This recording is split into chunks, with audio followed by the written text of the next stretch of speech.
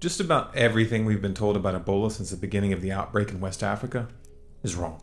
The means of transmission, the incubation period, its persistence on surfaces, and even the available treatment methods have been systematically misrepresented. That's an extreme claim, and extreme claims must bear the burden of proof. So let's take a look at the evidence. The corporate media, the CDC, and other so-called authorities have repeatedly insisted that Ebola can only be contracted by direct contact with an infected person or their bodily fluids, and that it does not and cannot spread through the air. No, actually, you can't get Ebola on the bus. Ebola is not spread through the air like the flu. You cannot get it from casual contact like sitting next to someone on a bus. This is false, and they've known that it's false for quite some time now. This 1995 study conducted by the U.S. Army Medical Research Institute of Infectious Diseases, entitled Lethal Experimental Infections of Rhesus Monkeys by Aerosolized Ebola Virus, clearly warned of Ebola's ability to spread through the air. The abstract concluded by saying that, quote, demonstration of fatal aerosol transmission of this virus in monkeys reinforces the importance of taking appropriate precautions to prevent its potential aerosol transmission to humans, end quote. In 2010, a study entitled The Survival of Filoviruses in Liquids, on Solid Substrates, and in a Dynamic Aerosol was conducted by the British government's Defence Science and Technology Laboratory. The study found that Ebola Zaire can be viable at infectious levels in aerosols for at least an hour and a half at temperatures just above freezing. They also discovered that in that same temperature range, Ebola could persist on glass and plastic surfaces for over 3 weeks, and on glass surfaces for at least 50 days. Previous research conducted at FSU had established that Ebola could live on surfaces for at least 6 days. The fact that temperature plays such a key role in the durability of the virus could have significant implications for containment in colder climates. Another study, which was conducted in 2012, showed that Ebola was able to travel between pigs and monkeys that were in separate cages and were never placed in direct contact. One of the scientists involved, Dr. Gary Kobinger from the National Microbiology Laboratory at the Public Health Agency of Canada, told the BBC News that he believed that the infection was spread through large droplets that were suspended in the air. Well, what we suspect is happening is large droplets. They can stay in the air, but not long. They don't go far, but they can be absorbed in the airway. And this is how the infection starts. And this is what we think because we saw a lot of evidence in the lungs of non-human primates that the virus got in that way. End quote. Here is the original Canadian study that the BBC article was talking about. You know, I raised the issue about the potential for airborne transmission being more of a respiratory transmitted agent. And this, I think, I'm bringing it up today as more of a classic example of what we shouldn't do. I raise that because I've been talking to a number of Ebola virologists who are very concerned about it. And they were concerned about it. That made me concerned about it, okay? And some of them have spoken out. They've been cited in the media recently talking about it. Well, you know what? I was one of those people early on explaining why HIV was never going to be a respiratory pathogen. Because we understood the physiology of the lung, we understood which cells the virus was in, and we understood that that was not going to be an issue. That's different than this.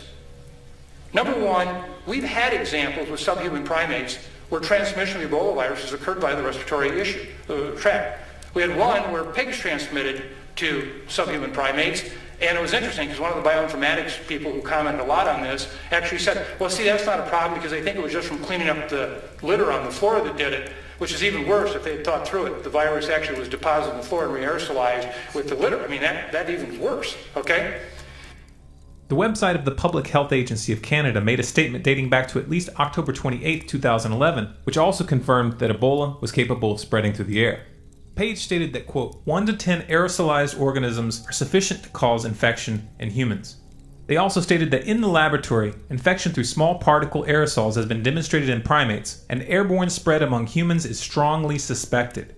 The Canadian government stood by that statement for 3 years, but for some reason, they changed the page sometime between August 22nd and August 27th, 2014, and they removed the references to airborne spread among humans. Fortunately, archive.org has multiple cached versions of the page. We also have this article from CIDRAP, the Center for Disease Research and Policy, which states the following. Quote, we believe there is scientific and epidemiologic evidence that Ebola virus has the potential to be transmitted via infectious aerosol particles both near and at a distance from infected patients, which means that healthcare workers should be wearing respirators, not face masks. David Sanders is a top Ebola virologist and professor of biological sciences at Purdue University. Doctor, great to have you here. Glad to be here. Why do you believe that Ebola could be transmitted via the air?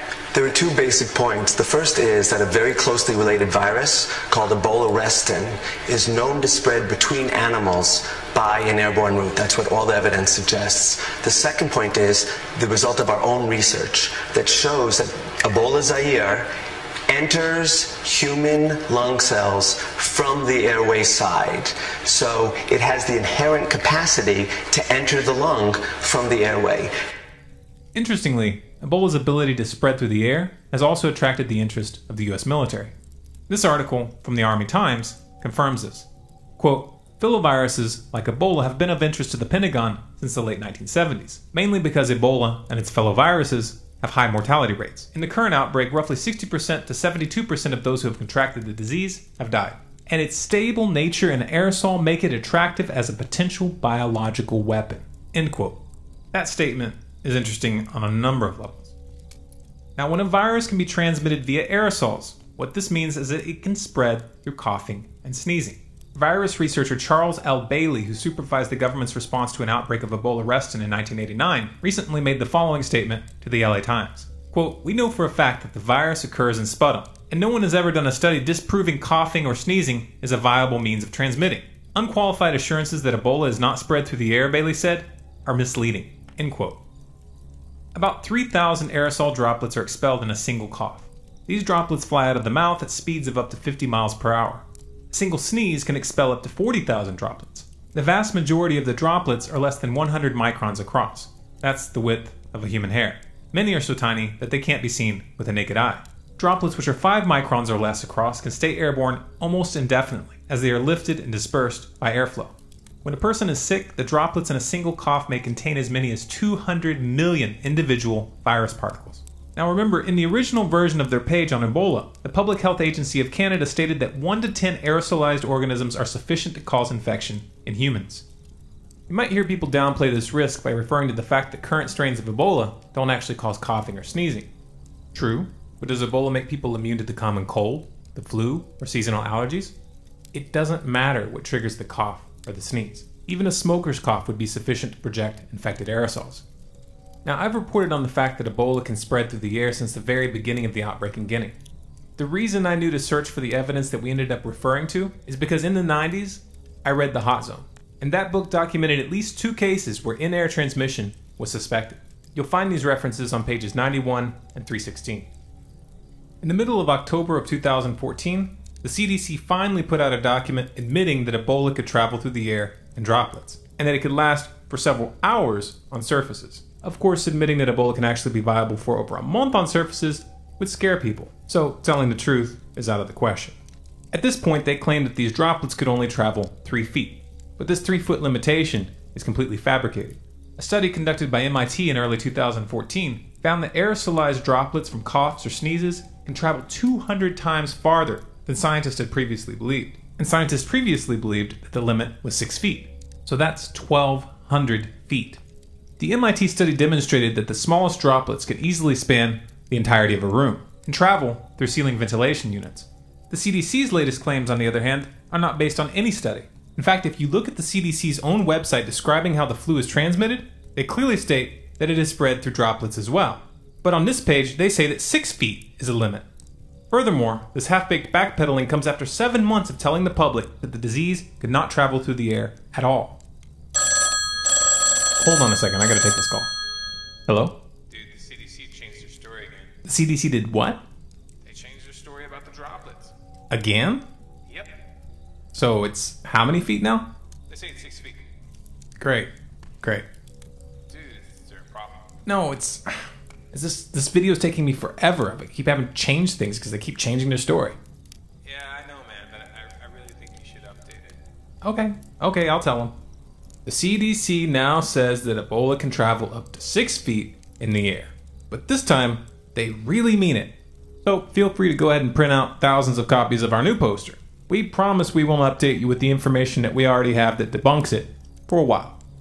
This is serious. There are people who are dead because they made the mistake of taking the CDC at their word. As of October 16th, 2014, 427 Ebola aid workers had been infected. By October 22nd, just 6 days later, that number had risen to 443. These are people who are following the official protocol. They are wearing goggles and face masks, and they are covered from head to foot with plastic. The first Ebola transmission in the US was to a nurse who was wearing full protective gear as well. That should tell you something. Oh, they'll come up with excuses, they'll talk about mishaps and breaches of protocol. But the real answer should be obvious. Their protocol is wrong. Inconceivable! You keep using the word. I don't think it means what you think it means. When confronted with this evidence, you'll find that some people will respond by asking, if Ebola is really so contagious, then why hasn't everyone who spent time with infected individuals gotten sick? Well, have you ever had one person in your house come down with the flu without spreading it to everyone else? Of course you have. And your entire household wasn't dressed up in full protective gear, were they? This is actually a perfectly fair comparison. Scientists have a measurement that they use to describe how contagious a pathogen is. It's called the R0 or R0 number. The R0 for the seasonal flu is 1.3 on average. The R0 for this current Ebola outbreak has been estimated to stand at 1.7. The R0 number represents the average number of people one sick individual will infect. These numbers can and do fluctuate over time with environmental conditions, viral mutations, and public health response. In that context, keep in mind that Ebola's R0 number is where it is in spite of an extreme effort to contain it. This containment involves preventing Ebola patients from mingling with the general population as they do with the flu. Without these containment measures, the R0 for Ebola would be much higher. Now, you'll hear some people downplay the danger posed by this Ebola outbreak by comparing the death toll in its early stages to more established diseases like the flu. This is broken logic. Ebola's mortality rate as a percentage of total infections is many hundreds of times higher than the flu. The only reason the flu has killed more people than Ebola so far is because the flu is already endemic. The flu is firmly established all over the globe, while Ebola has been historically limited to tiny regional outbreaks that burn themselves out in a matter of weeks or months. This outbreak in West Africa, however, has broken that precedent. It's not burning itself out like a grass fire, and containment methods that worked before are no longer working. Why? Though increased population density and modern transportation are certainly major factors, we now know that there's another significant variable which is contributing to the level of contagion. If you read news reports about this outbreak carefully, you will often see people referring to the virus as Ebola Zaire. This is inaccurate. The outbreak, which began in Guinea, is a new virus. In our previous video on the topic entitled Ebola, What You're Not Being Told, we reported on the fact that Ebola Zaire had mutated. But at the time, it was uncertain whether this mutation was contributing to the unprecedented speed at which the disease was spreading. However, now we have new information. Today I've been given permission, something I've known about for a few weeks. When I wrote the piece, I knew about this and it's concerned me greatly. Gary Kobinger and colleagues at Winnipeg, the Canadian National Lab, actually took one of the strains from Guinea and put it into macaques a little over a month and a half ago. What they saw was remarkable. It was unlike any of the Ebola viruses they've seen in monkeys. It was much, much more severe. The pathology in the lungs was remarkable. And as Gary said, who was one of the most prominent Ebola virologists in the world, said, it is very worrisome to me about what I saw there. Maybe this is a different virus. Maybe there is that possibility, because you have that much virus in the lungs, maybe somebody might cough it up, and maybe you might get a cycle. Now, I'm not saying that here to scare people. Plan B. What the hell are we going to do if we suddenly see the potential for transmission that might be respiratory in nature? Peter Yarling, chief scientist at the National Institute of Allergy and Infectious Disease, recently told reporters that he sees evidence that the new strain has mutated in such a way that it enables it to spread more easily. Quote, viral loads are coming up very quickly and really high, higher than they are used to seeing, end quote. What this means is that this new strain of Ebola replicates faster than previous strains. This makes it more contagious for two reasons. Because fluids and droplets from the patient contain more virus, and because the viral load most likely gets high enough to be contagious slightly sooner. And this new strain is continuing to mutate. A recent study found that new variants are rapidly appearing. And overall, Ebola is mutating almost as fast as a seasonal flu. Scientists agree that this will eventually lead to a meaningful adaptation. However, Gary Kobinger and Peter Yarling's findings indicate that it already has. This also means that the Ebola vaccines that are currently being developed may offer no long-term protection at all. Since the very beginning of this outbreak, we've been told that Ebola has an incubation period of 21 days. and that those who are infected are never contagious until they present certain symptoms, specifically a high fever. We now know that both of these assumptions are false. It turns out that the incubation period for Ebola isn't always 21 days. According to the WHO, 5% of those infected fall outside of this. As of October 14th, they now claim that 95% show symptoms within 21 days and 98% show symptoms within 42 days. But what about the other 2%? That isn't clear from their article. However, it might have something to do with the fact that some individuals can carry Ebola without showing any symptoms. This was reported in 2000 by the New York Times. I have personally heard from clinicians with a whole series of cases where people did not ever present through the entire time from the admission to the treatment center until they died that ever had a documented 105 or 101.5 fever. They never did. Well, now we have focused so heavily on fever for screening in our clinics and so forth. What if somebody presents and doesn't have a fever?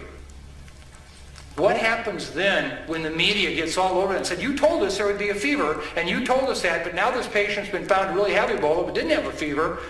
You didn't know what you're talking about. We either stop Ebola now, or we face an entirely unprecedented situation for which we do not have a plan.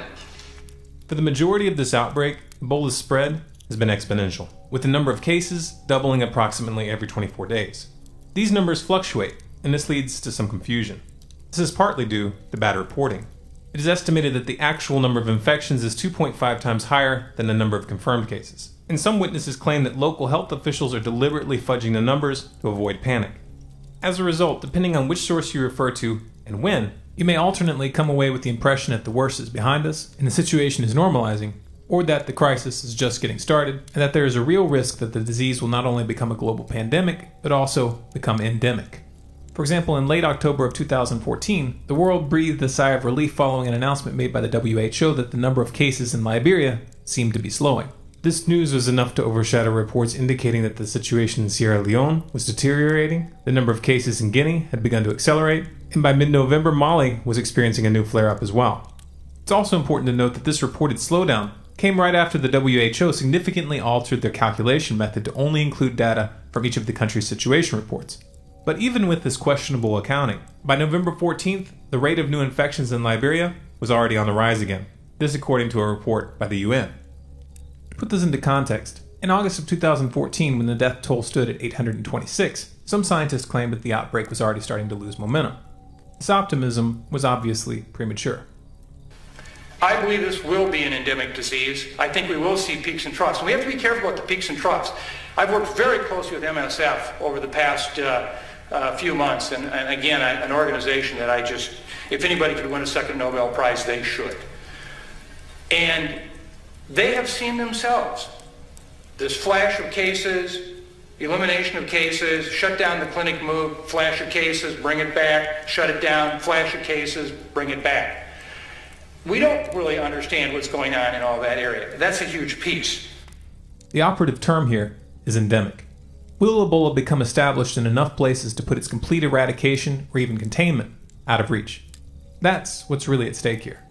Though many media pundits will hype up each case that lands in a first world country and squeeze every last bit of sensational reporting out of them, the real danger isn't likely to come from a few infected travelers from Africa that slip into the United States or Europe. In first world countries, when the infections are happening one or two at a time, the level of attention placed on each case is so high that containment is probable, even when you have epic failures like we saw in Dallas. However, the longer the epidemic in West Africa continues, the more likely it becomes that it will spread to developing countries. Countries in Africa, Asia, or Latin America. Consider, for example, what would happen if Ebola reached a crowded slum in India, or one of the densely populated ghettos of Mexico City. If West Africa was a can of gas waiting for a match to hit it, the rest of Central Africa is a tanker truck waiting for a match to hit it. And we don't quite get that yet. And there is no plan B. There is no plan B. How would we fight this if, in fact, this were to suddenly flare up in one of these cities along the belt in equatorial Africa? What would we do? Could we fight it on two fronts? We can't fight it on one front. It should be obvious that in countries that are already struggling with basic healthcare and sanitation issues, Ebola would easily get a foothold and begin to spread. This would force the already insufficient aid effort to divide itself geographically. and containment would rapidly become impossible. Now, anyone care to guess what will happen if Ebola becomes firmly established in Latin America? Well, that constant flow of migrants across the southern border of the US would suddenly become more than a political football. Illegal immigrants don't enter through official channels. They don't pass through airport screening. Most either cross the border on foot or are smuggled in by men referred to as coyotes. The journey involves long stretches where dozens of people are tightly packed into trucks or vans, and when they arrive, they usually end up sharing small, overcrowded living spaces with other workers. Illegal immigrants do their very best to avoid attracting the attention of authorities. Aid workers attempting to identify and isolate the infected would have to contend with both language barriers and patients who are afraid of getting caught. The first clusters would begin in the poorest neighborhoods and spread out from there. Before it was even clear what had happened, the US would have a full-blown epidemic on its hands. As you can imagine, this would awaken latent xenophobia and racism on a massive scale. However, this fear and anger would be misdirected. Targeting immigrants won't do any good at all. If this virus is going to be stopped, it must be stopped in Africa. Now. Those who think that the US or Europe could brush off thousands of simultaneous Ebola cases are wrong. There are only 4 hospitals in the US with full isolation units capable of properly containing pathogens which can spread through the air. These facilities are located in Missoula, Montana, Bethesda, Maryland, Atlanta, Georgia, and Omaha, Nebraska. The current system simply is not ready for something like this. The danger here goes beyond the disease itself. People would start to panic long before Ebola reaches their city. Stock markets would also panic. Economies would destabilize, and constitutions and civil liberties would be suspended as governments scramble to contain the epidemic. In fact, people will be literally begging the government to take away their freedoms. The calls for complete militarized border lockdown and travel bans would reach a fever pitch. However, those calling for these measures would be caught off guard by what they get. In the context of the economic fallout that would accompany a true outbreak, countries like the United States, which are already sitting on powder kegs of internal division, inequality, and discontent, would almost certainly see widespread social unrest. If you think that this will all be handled in an orderly fashion, you might want to take a look at what happened during Hurricane Katrina. We've been told that there are no readily available treatments for Ebola, and that our best hope lies in the development of new vaccines and experimental drugs in development, which are not likely to reach affected regions in the quantities needed anytime soon. Fortunately, this too is false. A doctor in rural Liberia has used an HIV antiviral called lamivudine to successfully treat Ebola patients. Apparently 13 out of 15 of those he treated survived. The 2 patients who died received the drug very late into the illness. This suggests that if administered early on, lamivudine may offer an even higher survival rate. You would think that as soon as this information went public, they would be sending this stuff into Africa by the truckload.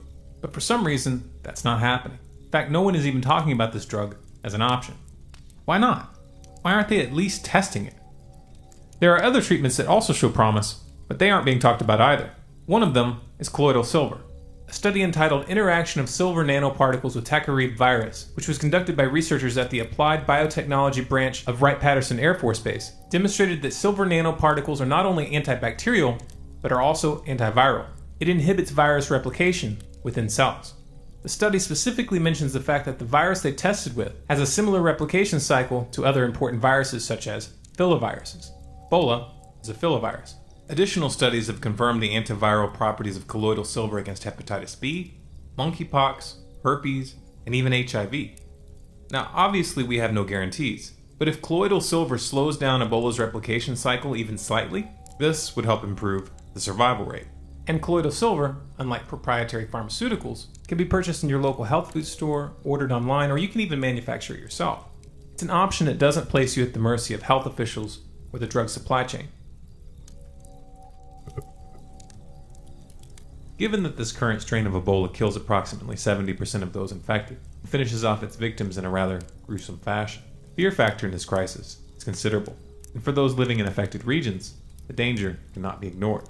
However, fear is a danger in and of itself, especially when it grips the mind of the crowd. Remember, fear shuts down the logical and rational parts of our brains. You haven't seen stupid till you've seen stupid meet scared.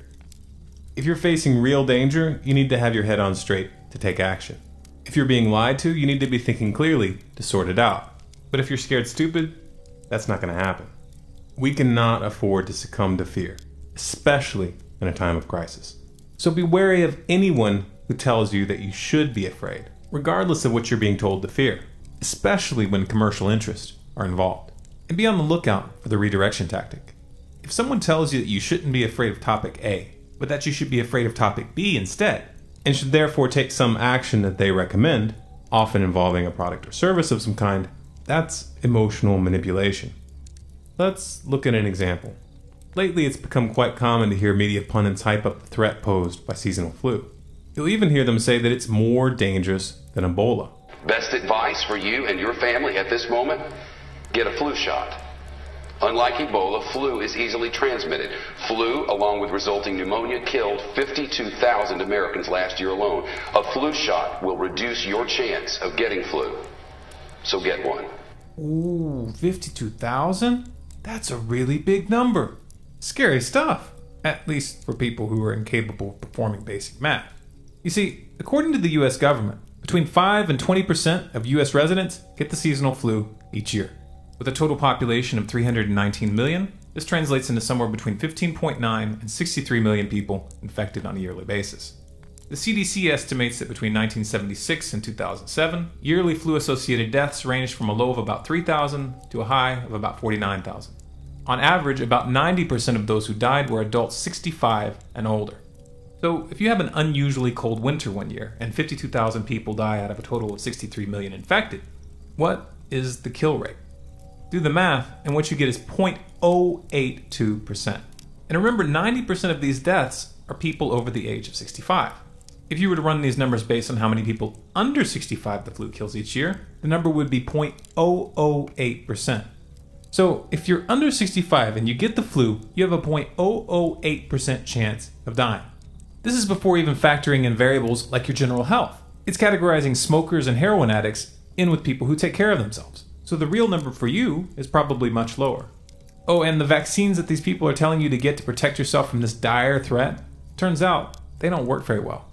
Flu vaccines are believed to have an efficacy of about 59% for adults under the age of 65 when the strains in the vaccine and those in circulation are well matched. But because the virus mutates constantly, the strains are often not well matched. So the real number is lower. Furthermore, these same vaccines are only 9% effective for people over 65. And remember, 90% of those killed by the flu are over 65. If that wasn't enough, a recent study by the University of Michigan demonstrated that getting a flu shot 2 years in a row actually lowers your protection. And all of this is before even taking into consideration the potential side effects. I challenge you to go to your local pharmacy and ask them for a copy of the ingredients list for the flu vaccine. Then take that list home and look up each of the chemicals and their respective properties.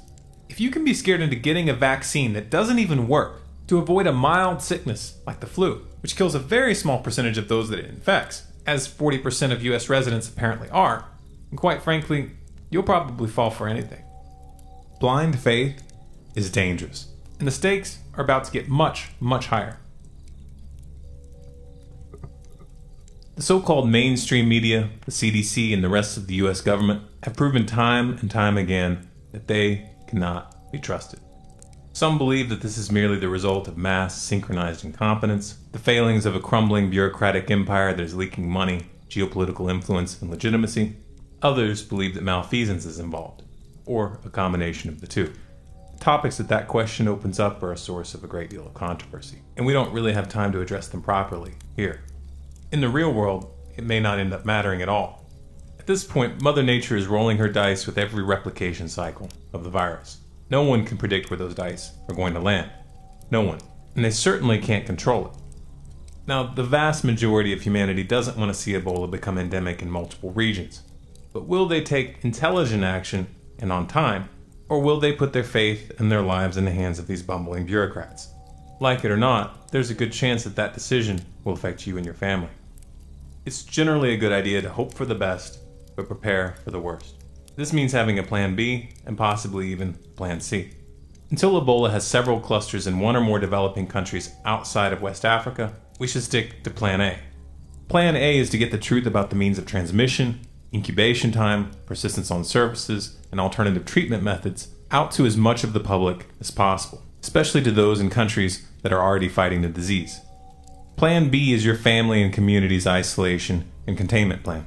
If Ebola gets established in your area and public health officials continue to spread false information, then it will be in your interest to take your safety into your own hands. However, in order to succeed, some precautionary steps should be taken before a crisis seems imminent. Rethinking your location is one of these steps. You do not want to find yourself in the middle of a densely populated city, surrounded by panicked crowds who expect the government to ride in and save the day. If you have the means to do so, it would be wise to consider relocating to a rural area. Living in a rural area provides a buffer between you and the epicenter of the crisis. It also opens up food and water sources which are not dependent on the system. This principle doesn't just apply to Ebola. Given the level of instability we're seeing around the world right now, transitioning into a rural lifestyle is a good idea no matter how you cut it. If getting out of the city isn't an option for you, then at the very least you need to make sure that you have enough food and water stored up to self-isolate for long periods of time. This is a good idea regardless of whether this crisis escalates or not. Having a backup supply of food and water for emergencies is just wise. Now, taking a step back, perhaps an even more important question, a question that many are hesitant to ask, is whether you would want to ride out a crisis like this, the government you are currently living under. If not, then you need to have the means to leave. And that means at the very minimum, you need a passport. You also need to know what you would carry with you if you had to leave on short notice. You need to have those items ready and have the luggage to carry them. If you've been planning on leaving your country, don't put it off. Getting established in a new culture and learning a new language is difficult and stressful. It takes a long time to get your bearings. Now, getting established in a foreign country is also very expensive, especially if you travel like a tourist, staying in hotels and renting cars. The financial component can put this out of reach for many people. There is, however, a way to get a foothold in a new country with minimal cost.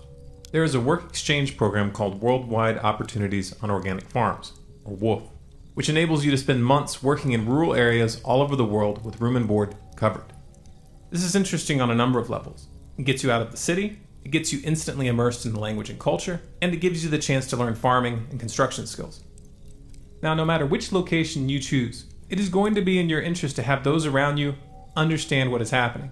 The more people who know that Ebola can travel through the air, can persist for long periods of time on surfaces, can have an incubation period that lasts up to 42 days, and be spread by people who don't have a fever, and the more doses of alternative antivirals available, the better your community's chance of containment will be.